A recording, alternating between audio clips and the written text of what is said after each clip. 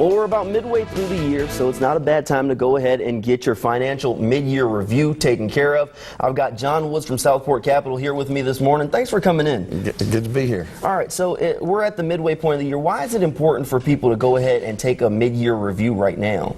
Well, right now it's a good time to look and review for the year. Have you had any life changes? Did you get married? Have you had an addition to the family? And also to look at your retirement accounts. We preach to reallocate, reweight your retirement accounts at least twice a year. So hopefully you did it in December. Now in July it's time to do it again. You want to reallocate, rebalance, be very diversified in your retirement accounts. Under the new disclosure rules, you should know what you're paying in your retirement accounts. A lot of people, we ask that question, they don't understand what their costs are. And it's good to stay on top of this stuff. You don't want to wait too long and then look at it, right? No. Well, look, you don't want to look at it every day. You'll start making some emotional decisions instead of logical decisions. But, you know, market's going to go up, market's going to go down.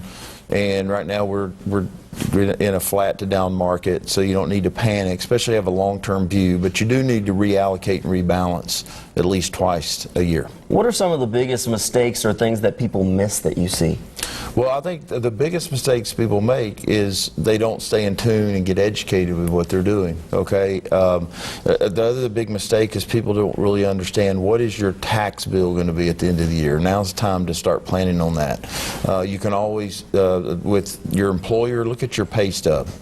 Are you paying too much? You can always go to your employer and look, you do a new W-4 to adjust what your tax bill is going to be.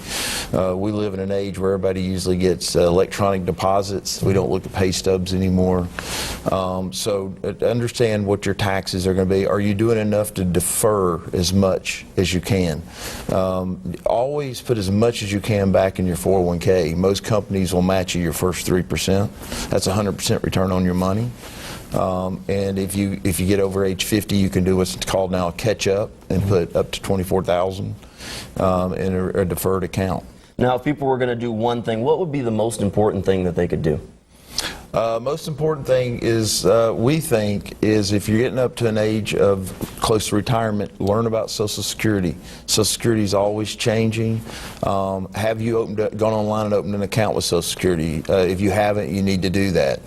So I think that's, a lot of people don't understand a lot about when they get close to retirement.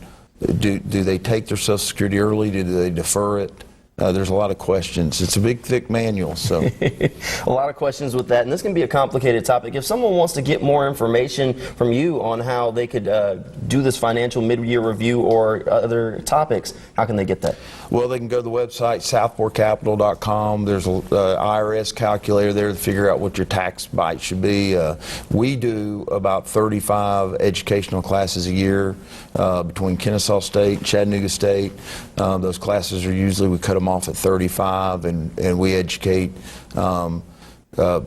people about Social Security. All right, if you have questions, one of those classes will be very informative. It's a good place to sign up and a good place to start. John, thanks for coming in this morning.